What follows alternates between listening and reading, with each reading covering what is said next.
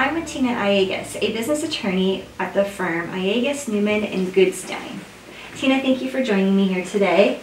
Now, for any of our viewers that may have a business with their spouse and are thinking maybe a divorce is in the future, how could one divorce-proof their business? What are some ideas you have, or what are your tips?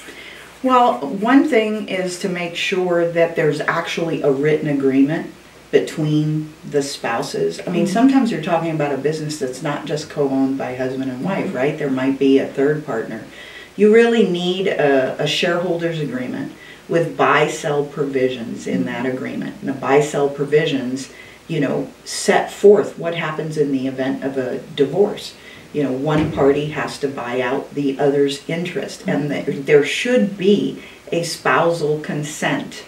You know, let's say the spouse is not involved in the business. You want the spouse to sign a spousal consent that indicates that they're aware that there's this business, and that if there's a divorce in the future, that spouse doesn't have the right to come in and manage the business and doesn't have the right of ownership. That in fact, the business has a provision in place for appraising the value of the individual who owns the business who's getting divorced, so that either the business can buy out that spouse's interest, or the other owners can buy out that spouse's interest.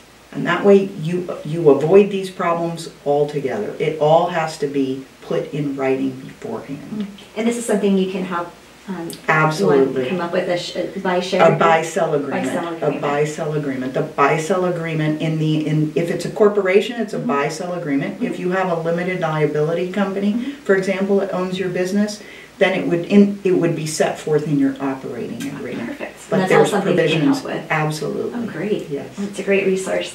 Thank you. If you have questions or would like to talk to Tina more, please reach out to me and I'd be happy to connect you with her. Thank you.